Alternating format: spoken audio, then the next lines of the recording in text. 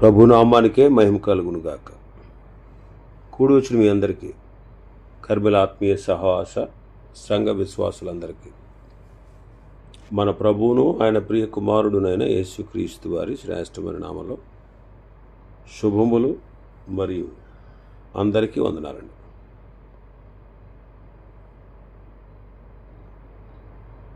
యెషయా గ్రంథం 42వ అధ్యాయాన్ని మనం ధ్యానం చేసుకుంటున్నాం.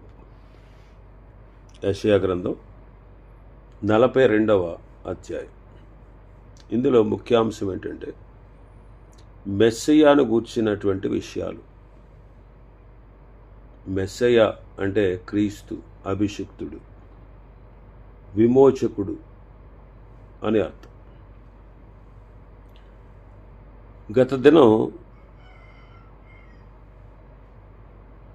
2 వచనాలు మనం ధ్యానం చేసుకున్నాం.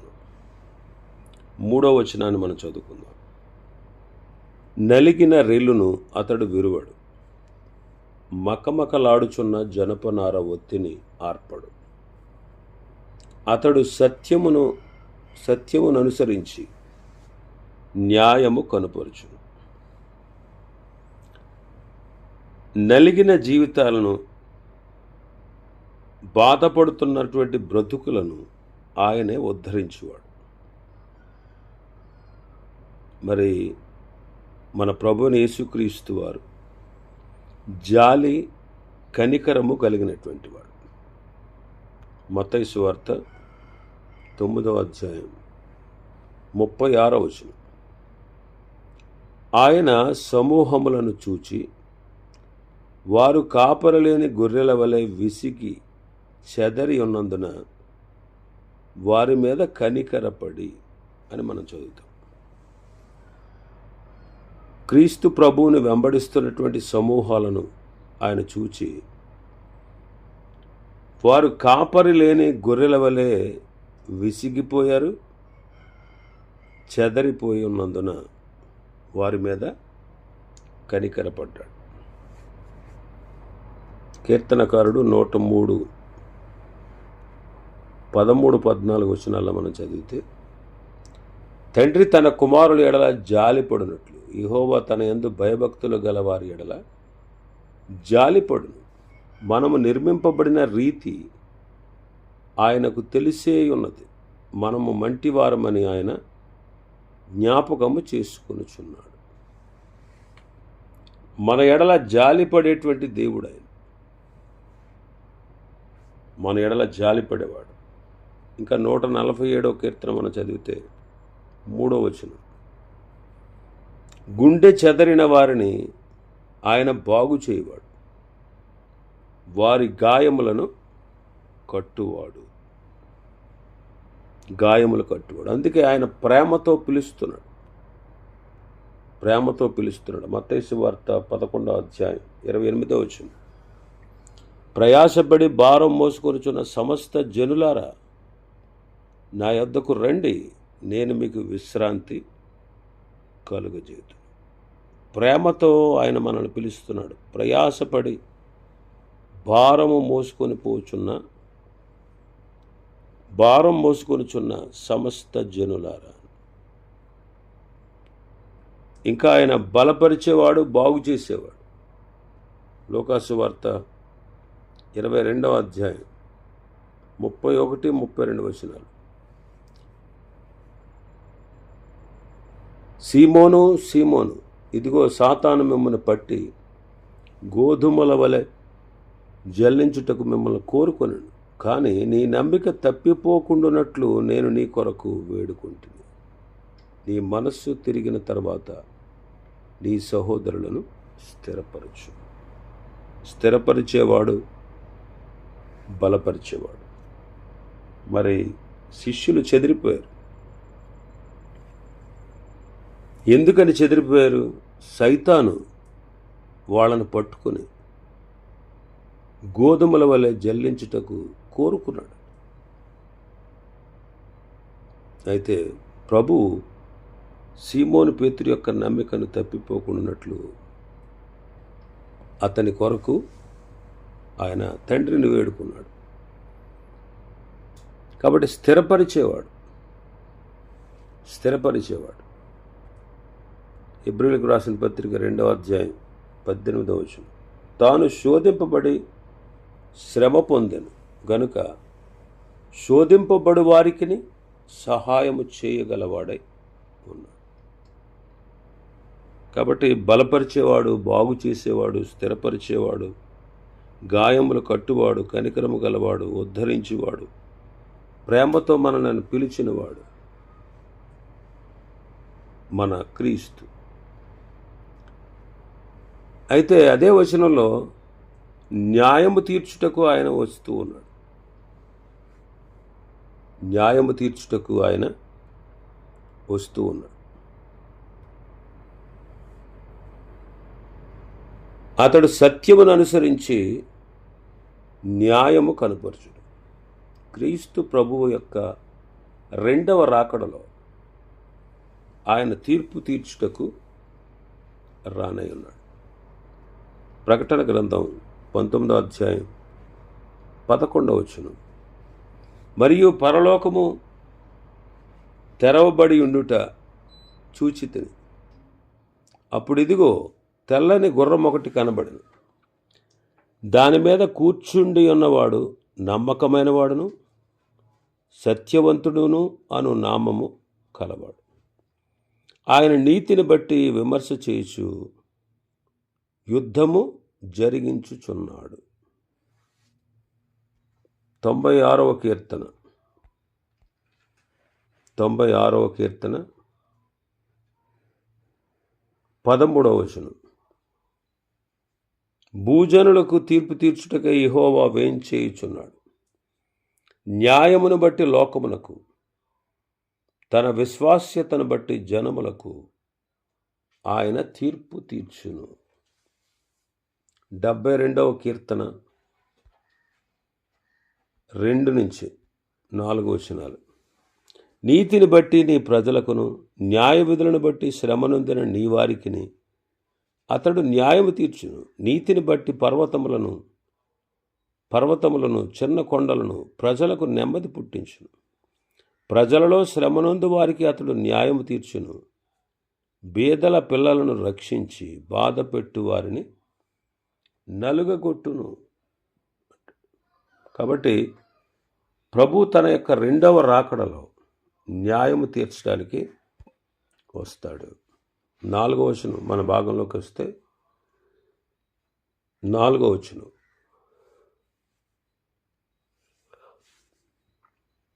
భూలోకమున న్యాయము స్థాపించు వరకు అతడు మందగెలడు, నలుగుడు పడడు. ద్వీపములు అతని బోధ కొరకు కనిపెట్టును. భూలోకములో న్యాయము స్థాపించే వరకు అంటున్నాడు. ఇశ్రాయేలీలలో మాత్రమే కాదు, సర్వలోకంలో న్యాయము తీర్చుటకు. ఇది ఎప్పుడు సాధ్యం? సర్వలోకానికి ఆయన న్యాయము తీర్చడం, తీర్పు తీర్చడం ఎప్పుడు సాధ్యం అంటే తన 1000 ఏండ్ల పరిపాలనలో అది సాధ్యం. యెషయా గ్రంథం 11వ అధ్యాయం 3వ వచనం నుంచి. యెహోవా భయము అతనికి ఇంపైన సువాసనగా ఉండను. కంటి చూపును బట్టి అతడు తీర్పు తీర్చడు, తాను వినుదానిని బట్టి విమర్శ చేయడు. నీతిని బట్టి బేదలకు తీర్పు తీర్చును. భూనివాసులలో దీనులైన వారికి యథార్థముగా విమర్శ చేయను. తన వాగ్దండము చేత లోకమును కొట్టును, తన పెదవుల ఊపిరి చేత దుష్టులను చంపును. అతని నడుమునకు నీతియు, అతని తొంట్లకు సత్యమును నడికట్టుగా ఉండును. కాబట్టి భూలోకంలో న్యాయాన్ని స్థాపిస్తాడు ఆయన. సర్వలోకంలో ఆయన న్యాయాన్ని స్థాపిస్తాడు. అది ఎప్పుడు సాధ్యం అంటే 1000 ఏండ్ల పరిపాలనలో అది సాధ్యం. ఆదికాండం 49వ అధ్యాయం 10వ వచనం. షిలోహు వచ్చి వరకు యోధా యొద్ద నుండి దండము తొలగదు, అతని కాళ్ల మధ్య నుండి రాజదండము తొలగదు. కాబట్టి ప్రభువు తాను ఈ భూలోకానికి పరిపాలించడానికి వచ్చినప్పుడు ఈ భూలోకాన్ని పరిపాలించడానికి ఆయన వచ్చినప్పుడు న్యాయాన్ని జరిగిస్తాడు. ఇంకా మనం చూస్తే జకర్యా గ్రంథం 2వ అధ్యాయం 11వ వచనం. ఆ దినమున అన్ని జనులు అనేకులు యెహోవాను హత్తుకొని నాకు జనులగుదురు. నేను మీ మధ్య నివాసము చేతును. అప్పుడు యెహోవా నన్ను మీ వద్దకు పంపి ఉన్నాడని మీరు తెలుసుకొందురు. కాబట్టి ప్రభువు మన మధ్యలో ఉంటాడు. ఆయన రాజుగా ఉంటాడు. జనులు ఆయన బోధను వింటారంట. ఆ బోధ కొరకు కనిపెడతారు. ద్వీపములు అతని బోధ కొరకు కనిపెట్టును. యెషయా గ్రంథం 2వ అధ్యాయాన్ని చూస్తే 2వ వచనం నుంచి, అంత్యదినములలో పర్వతములపైన యెహోవా మందిర పర్వత శిఖరమున స్థిరపరచబడి కొండల కంటే ఎత్తుగా ఎత్తబడును. ప్రవాహము వచ్చినట్లు సమస్త అన్యజనులు దానిలోనికి వచ్చెదరు. ఆ కాలమున సియోనులో నుండి ధర్మశాస్త్రము, యెరూషలేములో నుండి యెహోవా వాక్కు బయలువెళ్ళెను. జనములు గుంపులుగా వచ్చి యాకోబు దేవుని మందిరమునకు, యెహోవా పర్వతమునకు మనం వెళ్ళుదము రండి, ఆయన తన మార్గముల విషయమై మనకు బోధించు, మనము ఆయన త్రోవలో నడుచుదుమని చెప్పుకొందురు. అన్యజనులు ఆయన మధ్యవర్తి అయి అన్యజనులకు న్యాయం తీర్చును, అనేక జనములకు తీర్పు తీర్చును. వారు తమ ఖడ్గములను నాగటి నక్కులుగాను తమ ఈటెలను మచ్చుగత్తులుగాను సాగగొట్టుదురు. జనము మీదకి జనము ఖడ్గమెత్తక ఇందురు, యుద్ధము చేయ నేర్చుకున్నటక మానివేయును. కాబట్టి జనులు గుంపులుగా వస్తారు. యాకోబు దేవుని మందిరానికి, ఆయన పర్వతానికి మనం వెళదాం రండి. ఆయన తన మార్గము విషయమై, ఆయన తన మార్గముల విషయమై మనకు బోధించును అంటారు. కాబట్టి ఈనాడు కూడా దేవుడు తన మార్గముల విషయమై మనకు బోధిస్తూ జనులు ఆయన బోధ వినడానికి తరలి వస్తారు అంటారు. జనములు ఆయన బోధ వినడానికి తరలి వస్తారు. ఇంకా మనం చూస్తే 5వ వచనం నుంచి, యెషయా గ్రంథం 42:5 నుంచి, ఆకాశములను సృజించి వాటిని విశాలపరిచి భూమిని అందులో పుట్టిన సమస్తమును పరిచి దాని మీద ఉన్న జనులకు ప్రాణమును దానిలో నడుచు వారి జీవాత్మను ఇచ్చుచున్న దేవుడైన యెహోవా ఎలాగూ సెలవిచ్చుచున్నాడు. మరి మెస్సయాను అనుగ్రహించిన దేవుడు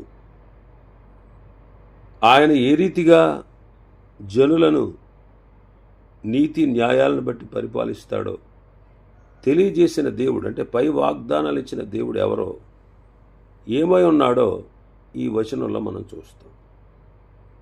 ఆయన యెహోవా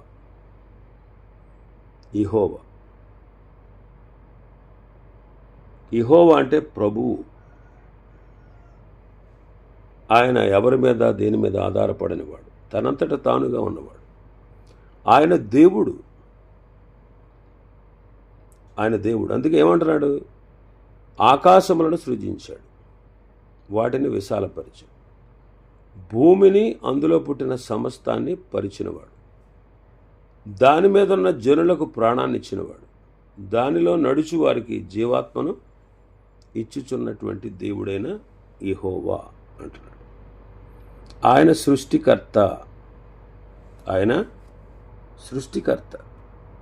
ఆదికాండం 1వ అధ్యాయం మనం చదివితే 10వ వచనం నుంచి 12వ వచనం వరకు, దేవుడు ఆరిన నెలకు భూమి అని పేరు పెట్టెను, జలరాశికి ఆయన సముద్రములు అని పేరు పెట్టెను. అది మంచిదని దేవుడు చూచెను. దేవుడు గడ్డిని, విత్తనములిచ్చు చెట్లను, భూమి మీద తమ జాతి ప్రకారం తమలో విత్తనము గల ఫలమిచ్చు ఫలవృక్షములను భూమి ఒలిపించును గాకని పలుకుగా ఆ ప్రకారమైన భూమి గడ్డిని, తమ జాతి ప్రకారం విత్తనములిచ్చు చెట్లను, తమ జాతి ప్రకారము తమలో విత్తనములు గల ఫలవృక్షములను మొలిపింపగా అది మంచిదని దేవుడు చూశాడు. కాబట్టి 1వ అధ్యాయంలో మనం చూస్తే ఆయనే సమస్త సృష్టిని కలగజేసినవాడు. కీర్తనకారుడు అంటాడు 24వ కీర్తన 1వ వచనం, భూమియు దాని సంపూర్ణతయు లోకమును దాని నివాసులను యెహోవావే అంటాడు. యెహోవావే. హెబ్రీ పత్రిక 1వ అధ్యాయం మనం చూస్తే, పూర్వకాలమందు నానా సమయంలోనూ నానా విధములుగాను ప్రవక్తల ద్వారా మన పితరులతో మాట్లాడిన దేవుడు ఈ దినముల అంతమందు కుమారుని ద్వారా మనతో మాట్లాడాను. ఆయన కుమారునికి సమస్తమునకు వారసునిగా నియమించెను. ఆయన ద్వారా ప్రపంచములను నిర్మించెను. కాబట్టి ప్రభు ద్వారా సమస్తం నిర్మించినవాడు. ఇంకా ఆయన భూమి మీద జీవిస్తున్న వారికి ప్రాణాన్ని ఇచ్చాడు. సంచరించుచున్న వారికి జీవాత్మను ఇచ్చాడు. ఆదికాండం 2వ అధ్యాయం 7వ వచనం చదివితే, దేవుడైన యెహోవా నేలమంటితో నరుని నిర్మించి వాని నాసికా రంధ్రములలో జీవవాయువును ఓదగా నరుడు జీవాత్మాయ. కాబట్టి మానవుడికి ప్రాణాన్ని ఇచ్చినవాడు, జీవాన్ని ఇచ్చినవాడు ఆయనే.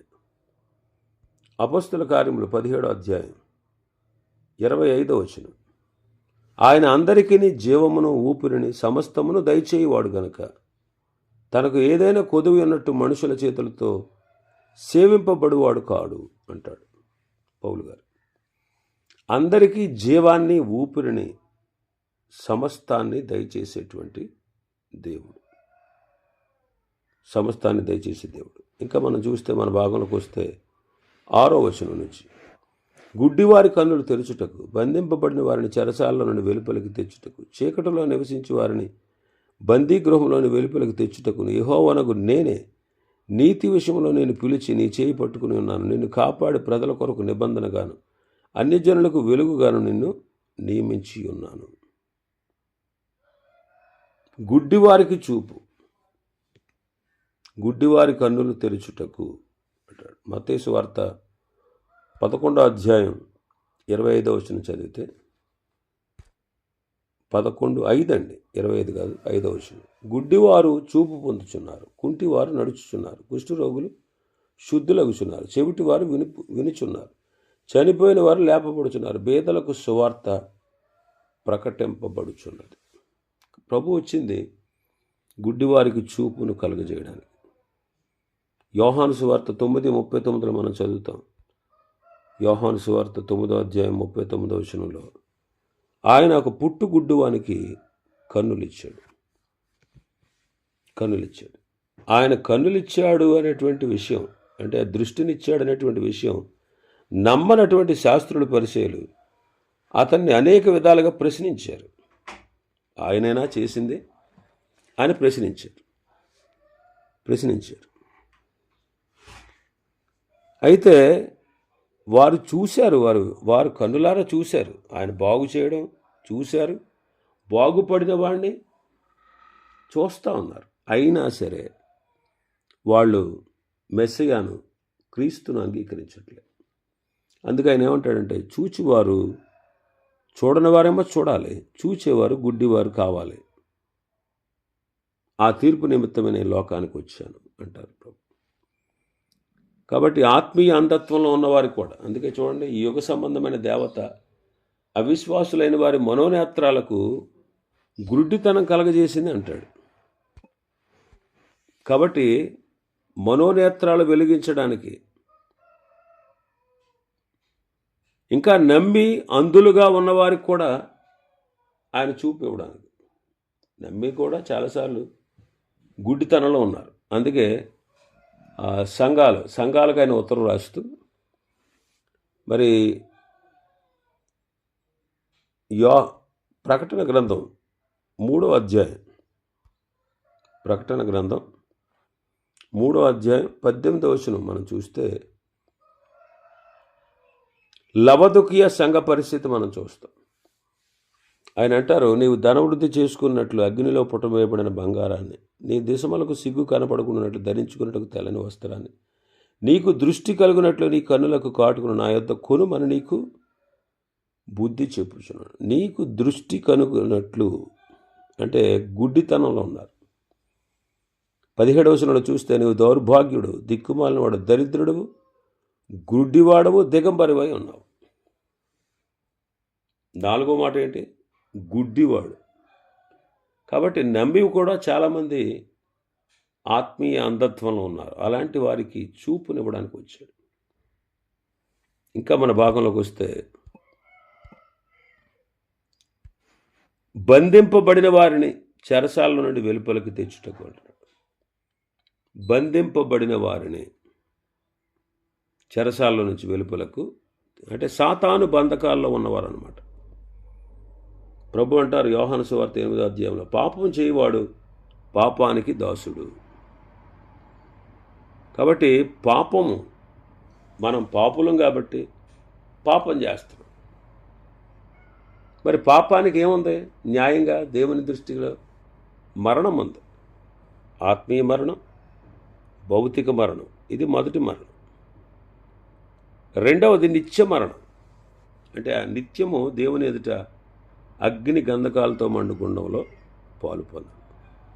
కాబట్టి ప్రభువు విడుదల ఇవ్వడానికి వచ్చాడు. పాపము చేత బంధించబడినటువంటి వారికి విడుదల ఇవ్వడానికి వచ్చాడు. ఇంకా చీకటిలో ఉన్న వారికి వెలుగునివ్వడానికి వచ్చాడు. మీరు చీకటిలో నుండి ఆశ్చర్యకరమైన తన వెలుగులోనికి పిలువబడ్డారంటాడు పేతురు గారు తన మొదటి పత్రిక 2:9. కాబట్టి చీకటిలో ఉన్నటువంటి మనకు ఆశ్చర్యకరమైన వెలుగైన క్రీస్తు యొద్దకు నడిపించబడ్డాం. కాబట్టి ఇంకా బందీ గృహంలో నుండి వెలుపలికి తేవడానికి అంటున్నాడు. అనేకమైనటువంటి బంధకాలు మానవుణ్ణి కట్టిపడేసి, దేవుణ్ణి ఎరగకుండా, దేవుని దగ్గరికి రాకుండా సాతాను అనేకమైనటువంటి కట్లు కట్టి మానవుల్ని దేవునికి దూరం చేస్తాడు.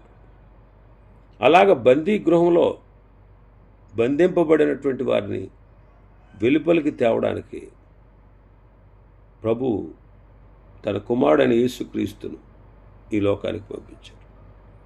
మరి మెస్సయ్య ఎడల, క్రీస్తు ఎడల దేవుడు చేయబోయే కార్యం ఏంటంటే, ఆయన అంటారు, నీతి విషయమై నిన్ను పిలిచి నీ చేయి పట్టుకున్నాను అంటారు. నీతి విషయమై నిన్ను పిలిచి నీ చేయి పట్టుకున్నాను. కాబట్టి మన ప్రభువైన యేసుక్రీస్తు వారు మెస్సయ్య నీతి గలవాడు, నీతిమంతులుగా తీర్చువాడు. మన ప్రభువైన యేసుక్రీస్తు వారు నీతి గలవాడు, మనలను నీతిమంతులుగా తీర్చగలిగిన సామర్థ్యం కలిగినవాడు. ఇంకా అంటాడు, నీ చెయ్యి పట్టుకున్నవాడును నేనే అన్నాడు. చెయ్యి పట్టుకున్నవాడును. కాబట్టి తండ్రి అయిన దేవుడు కుమారుడైనటువంటి దేవుణ్ణి సిలువలో తన చెయ్యి విడిచారు. వారు ఐక్యతగా ఉండేవారు. వారు ఎప్పుడు కూడా వేరు కాదు. తండ్రి అయిన దేవుడు, కుమారుడైన దేవుడు, పరిశుద్ధాత్ముడి దేవుడు సమాజమై ఉన్నారు. వారు ఒకరికి వేరుగా మరొకరు మాట్లాడలేరు, ఒకరికి వేరుగా మరొకరు నిర్ణయాలు తీసుకోలేరు, ఒకరికి తెలియకుండా మరొకరు ఏది చేయలేరు. వారి మధ్య ఉన్న ఐక్యత అంత గొప్పది. మరి ఆ ఐక్యతతో ఉన్నటువంటి ప్రభువైన యేసుక్రీస్తు మన పాపాల కోసం తండ్రి చెయ్యిని విడిచిపెట్టవలసి వచ్చింది. తద్వారా ఆయన నీ చెయ్యి నా చెయ్యి పట్టుకున్నాడు. ఇంకా నిన్ను కాపాడుదును అంటాడు. నిన్ను కాపాడి ప్రజల కొరకు నిబంధనగాను అన్ని జనులకు వెలుగుగాను నిన్ను నియమించి ఉన్నాను అంటున్నాడు. కాబట్టి క్రీస్తు ప్రభువారు అన్యులకు వెలుగుగా, ఇశ్రాయేలులకు నిబంధనగా ఆయన నియమించబడ్డాడు. కాబట్టి ఈనాడు యేసుక్రీస్తు ద్వారానే, ఆయన రక్తము ద్వారానే మనకు క్రొత్త నిబంధన. కాబట్టి ఆయన పేరు నేనే అంటున్నాడు. నేనే. ఆయన మహిమ ఎవరికి ఇవ్వడు. ఆయన మహిమను విగ్రహాలకు చెందనివ్వడు. కానీ దేవుడు తన మహిమనంతటిని తన కుమారుడైన యేసుక్రీస్తుకు ఇచ్చాడు. అంటే క్రీస్తు దేవుని యొక్క మహిమను పొందడానికి అర్హుడు. ఎందుకంటే క్రీస్తు తండ్రి చిత్తాన్ని పూర్తిగా నెరవేర్చినవాడు. అందుకే ఆయన మహింపరిచి తన కుడిపార్శ్వమందు కూర్చుండబెట్టుకున్నాడు. ఆయన చేసినటువంటి ఈ రక్షణ బలియాగం, మానవుల రక్షణార్థమై ఆయన చేసిన బలియాగాన్ని సంపూర్ణంగా తండ్రి అయిన దేవుడు అంగీకరించి అన్ని నామముల కంటే ఉన్నతమైన నామాన్ని ఆయనకి ఇచ్చి ప్రతివాని మోకాలు ఆయన ఎదుటి వంగాలని, ప్రతివాని నాలుక ఆయన గూర్చి కీర్తించాలని దేవుడు అన్ని నామముల కంటే పైనామంగా క్రీస్తును హెచ్చించాడు. తండ్రి కుడిపార్శ్వమందు ఆయన ఉన్నాడు, సమాజంలో ఆయన ఉన్నాడు, ఆయన అంగీకరించబడ్డాడు. ఆయనకే సర్వాధికారాలను తండ్రి అప్పగించాడు. అందుకే ఆకాశమందు భూమి మీద నాకు సర్వాధికారం ఇయ్యబడి ఉన్నది అంటాడు. కాబట్టి మన ప్రభు క్రీస్తు దేవుని మహిమ పొందడానికి అర్హుడు. కాబట్టి మనం కూడా క్రీస్తును మహింపరచాలి, ఆయన ఆరాధించాలి. మరి చాలాసార్లు ఈనాటి దినాల్లో మనం చూస్తాం, ఈనాటి దినాల్లో ఏమని క్రీస్తు దేవుడు కాదు అని తప్పు బోధలు, అబద్ధ బోధలు ఎన్నో వస్తున్నాయి. కానీ ఆయన దేవుడు అనే విషయాన్ని మనం గుర్తించాలి. కాబట్టి ఆయన నామాన్ని ఎవరికి ఇవ్వడో, ఆయన మహిమను ఎవరికి ఇచ్చేవాడు కాదు. ఆయనకు రావలసినటువంటి స్తోత్రములను విగ్రహాలకి చెందనివ్వడు. అలాంటి ప్రభు తండ్రి అయిన దేవుడు తన మహిమను తన కుమారునికి అనుగ్రహించి ఉన్నాడు.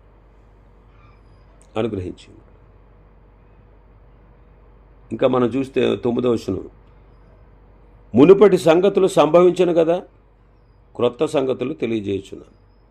పుట్టక మునిపే వాటిని మీకు తెలుపుచున్నాను. మునుపటి సంగతులు అంటే ఇంతకుముందు చెప్పాను నేను, అవి జరిగాయి. ఇంకా కొన్ని కొత్త సంగతులు తెలియజేస్తున్నాను. ఇంకా మీరు పుట్టక ముందే వాటిని మీకు తెలియజేసి రాయించి ఉంచాను. కాబట్టి మునుపటి సంగతులు సంభవించు. దేవుడు ముందుగా ఎరిగినవాడు, సర్వజ్ఞాని. ఇశ్రాయేలీల వారు ఎలాగా చెరలోకి వెళ్తారు, ఎలా విడుదల పొందుతారు, ఇవన్నీ చెప్పాడు. రాజ్యాలను గూర్చిన సంగతులు చెప్పాడు. ఇప్పుడు క్రొత్త సంగతులు చెప్తున్నాడు. అవి ఏంటంటే క్రీస్తును గూర్చిన సంగతులే.